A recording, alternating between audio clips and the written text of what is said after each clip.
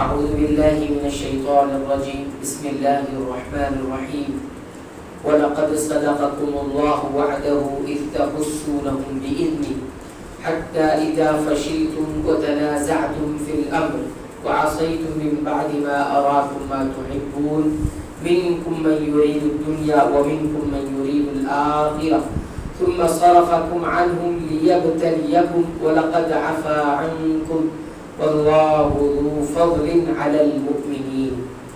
سورہ آل عمران آیت نمبر 152۔ ترجمہ: اللہ تعالیٰ نے تم سے اپنا وعدہ سچا کر دکھایا جبکہ تم اس کے حکم سے انہیں کاٹ رہے تھے، یہاں تک کہ جب تم نے پست ہمتی اختیار کی اور کام میں جھگڑنے لگے اور نافرمانی کی، اس کے بعد کی اس نے تمہاری چاہت کی چیز تمہیں دکھا دی۔ تم میں سے بعض دنیا چاہتے تھے اور کچھ کا ارادہ آخرت کا تھا، تو پھر اس نے تمہیں ان سے پھیر دیا تاکہ تم کو آزمائے، اور یقیناً اس نے تمہاری لغزش سے درگزر فرما دیا ہے، یعنی معاف کر دیا ہے، اور ایمان والوں پر اللہ تعالیٰ بڑے فضل والا ہے۔ سورہ آل عمران آیت نمبر 152 کا ترجمہ حضرات کی خدمت میں رکھا گیا۔ اس آیت میں پہلی بات یہ کہی گئی کہ اللہ تعالیٰ نے تم سے اپنا وعدہ سچا کر دکھایا جبکہ تم اس کے حکم سے انہیں یعنی کافروں کو کاٹ رہے تھے، یعنی انہیں قتل کر رہے تھے۔ تو یہ کون سا وعدہ تھا جو اللہ تعالیٰ نے صحابہ کرام سے پورا کیا؟ تو بعض مفسرین نے کہا ہے کہ یہ جو وعدہ جو پورا کیا گیا ہے اس سے مراد 3000 اور 5000 فرشتوں کو اتارنا ہے۔ 3000 یا 5000 فرشتوں کو اتارنا، یہ کچھ مفسرین نے کہا ہے، لیکن اہل علم کہتے ہیں کہ یہ رائے یا یہ بات درست نہیں ہے۔ صحیح بات یہ ہے کہ فرشتوں کا جو نزول ہے، جو اتارنا تھا جنگ میں، صرف جنگ بدر کے ساتھ مخصوص تھا۔ جنگ بدر، اور یہ احد کی بات ہے، جنگ احد کی بات ہے، تو بدر کے ساتھ یہ مخصوص تھا۔ باقی رہا کہ اللہ نے وعدہ پورا کیا ہے، تو اس آیت میں اس کا ذکر ہے کہ اللہ نے تم سے کیا ہوا وعدہ پورا کیا۔ تو وعدہ کیا ہے؟ وہ ہے کہ جنگ میں جب بھی تمہاری جنگ ہوتی ہے تو آخر میں جیت اور نصرت تمہیں ہی حاصل ہوتی ہے۔ یہ وعدہ ہے جو اللہ نے پورا کیا ہے۔ یہ عام بات ہے، یعنی جب بھی جنگ ہوگی اور تم جنگ کے ان تمام اصولوں کو برتو گے جو اصول بتائے گئے ہیں، اور ایمان پہ رہتے ہوئے اور اس کے رسول کی فرمانبرداری کرتے ہوئے رہو گے، تو فتح بھی تمہیں نصیب ہوگی، یعنی جیت بھی، اور نصرت بھی نصیب ہوگی، یعنی اللہ کی مدد بھی آئے گی۔ اس کے بعد دوسری بات اس آیت کریمہ میں کہی گئی ہے، حَتَّى إِذَا فَشِلْتُمْ وَتَنَازَعْتُمْ فِي الْأَمْرِ وَعَصَيْتُم مِّن بَعْدِ مَا أَرَاكُم مَّا تُحِبُّونَ۔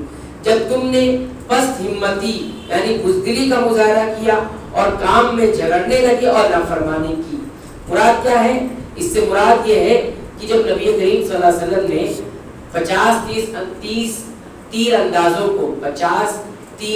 کو تیر چلانے والوں کو پہاڑ کے درے پر کھڑا کیا تھا کہ تم یہاں سے ہٹنا نہیں، گرچہ تم دیکھ لینا کہ ہم فتح ہمیں مل گئی ہے، پھر بھی تم ہٹنا نہیں جب تک میرا حکم نہیں ہوگا۔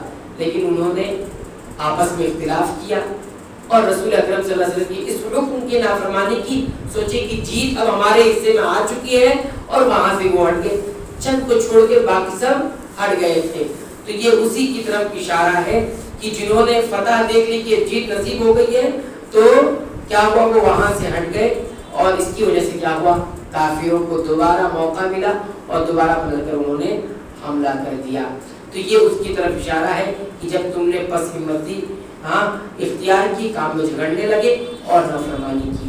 اس کے بعد پھر بتایا گیا کہ اس کے بعد کہ اس نے تمہاری چاہت کی چیز تمہیں دکھا دی، اللہ تعالیٰ نے تمہیں چاہت کی چیز تمہیں دکھا دی۔ تو اس سے کیا مراد ہے؟ اس سے مراد یہ ہے کہ وہ فتح ہے، وہ جیت ہے جو ابتدا میں مسلمانوں کا دین کا جب ابتدائی حصہ ہوا، جنگ شروعات ہوئی تو فتح نصیب ہوئی، جیت نصیب ہوئی تھی، لیکن بعد میں جا کر شکست نصیب ہوئی جب دوبارہ دشمنوں نے حملہ کیا۔ تو یہ اس کی طرف اشارہ ہے۔ پھر یہ فرمایا کہ تم میں سے کچھ دنیا چاہتے تھے۔ کون لوگ دنیا چاہتے تھے؟ تو جنگ میں دنیا چاہنے کا مطلب ہے مال غنیمت۔ کیا ہوا تھا جو لوگ پہاڑی چھوڑ کر بھاگے اور بھاگنے کے بعد مال غنیمت لینے لگے، کیونکہ جنگ جب جیت جاتے ہیں تو دشمنوں کو جو بچا ہوا سامان ہوتا ہے اسی کو مال غنیمت کہا جاتا ہے، تو وہاں سے چھوڑ کے بھاگ کر اسی کو حاصل کرنے لگے۔ حالانکہ یہ دنیا تھی، اور آخرت کیا تھی؟ آخرت یہ تھی کہ تم وہیں پر کھڑے رہتے جب تک نبی کا حکم نہیں ہو جاتا ہٹنے کا۔ تو یہ کچھ لوگ تھے جس کی طرف یہاں اشارہ کیا گیا، اور بعد میں یہ کہا کہ تم میں سے کچھ تو تھے وہ آخرت چاہتے تھے۔ تو آخرت وہی ہے جو بالکل عزم کے ساتھ وہی کھڑے تھے، انہوں نے فتح و نصرت کو نہیں دیکھا کہ فتح مسلمانوں کو جیت حاصل ہو چکی ہے، پھر بھی وہی کھڑے رہے، کیونکہ انہیں معلوم تھا کہ نبی کریم صلی اللہ علیہ وسلم کا حکم کیا ہے، یہاں سے نہیں ہٹنے کا ہے۔ تو ابھی تک حکم نہیں آیا تو ہم نہیں ہٹیں گے، بھلے ہی ہمیں لگتا ہے کہ جیت یہاں پر مل چکی ہے۔ اس کے بعد اللہ تعالیٰ نے ایک بات یہ بھی کہی، پھر اس نے تمہیں ان سے پھیر دیا تاکہ تم کو آزمائے۔ اس سے مراد کیا ہے؟ اس سے کا مطلب یہ ہے کہ غلبہ عطا کرنے کے بعد پھر تمہیں شکست دے کر ان کافروں سے پھیر دیا تاکہ تمہیں آزمائے۔ یعنی اب جیت نصیب ہو گئی تھی، غالب بھی آ گئے تھے، لیکن دوبارہ شکست مل گئی، اور یہ تمہیں آزمائش کی وجہ سے ایسا ہوا۔ تو کبھی کبھی انسان کو ہار دے کر بھی آزمایا جاتا ہے، یا ناکامی دے کر بھی آزمایا جاتا ہے۔ اس کے بعد آخری بات جو آیت کریمہ میں کہی گئی ہے وہ یہ کہ یقیناً اس نے تمہاری لرزش سے درگزر فرما دیا، یعنی یہ سب ہونے کے باوجود بھی اللہ نے تمہیں معاف فرما دیا، اور ایمان والوں پر اللہ تعالیٰ بڑا فضل والا ہے۔ تو اس آیت کے آخری ٹکڑے میں صحابہ کرام کے مقام اور مرتبے کو بتایا گیا ہے کہ ان کی کوتاہیوں کے باوجود بھی، اتنی کوتاہی ہوئی نا، نبی کا حکم ٹوٹا، اس کے بعد بھی اللہ تعالیٰ نے کیا کہا کہ تمہاری غلطی تو یہ تھی، اور تمہیں غلطی کی سزا بھی تمہیں ملی، شکست ملی، لیکن اس کے باوجود بھی اللہ نے تمہیں معاف کر دیا ہے۔ اس کے بعد یہ بھی بتا دیا گیا کہ اللہ نے ان کے لیے معافی کا اعلان کر دیا ہے تاکہ کوئی بد باطل، یعنی جس کے دل کے اندر بغض ہوگا، ان پر اپنی زبان دراز نہ کر سکے، صحابہ کرام کے بارے میں زبان نہ کھول سکے۔ جب اللہ تعالیٰ نے قرآن حکیم میں ان کے لیے عام معافی کا اعلان فرما دیا ہے، تو اب کسی کے لیے طعن و تشنیع کرنے کی اور کسی قسم کی زبان درازی کرنے کی کوئی گنجائش باقی نہیں رہ گئی۔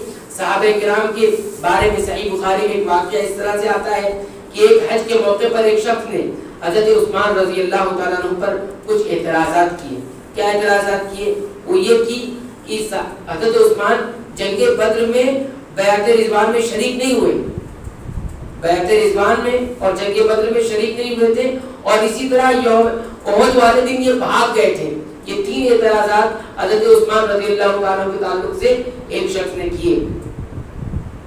تو حضرت ابن عمر رضی اللہ عنہ نے دفاع کیا، اور انہوں نے کہا کہ جنگ بدر میں تو ان کی اہلیہ یعنی نبی کریم صلی اللہ علیہ وسلم کی جو بیٹی تھی وہ بیمار تھی، اور بیعت رضوان کے موقع پر جو شریک نہیں ہوئے تھے، تو آپ صلی اللہ علیہ وسلم کو پہلے ہی سفیر بنا کر مکہ بھیج دیا تھا، تو کیسے شریک ہوتے؟ وہ جو چیز بعد میں ہونے والی ہے اس میں پہلے کیسے شریک ہوتے؟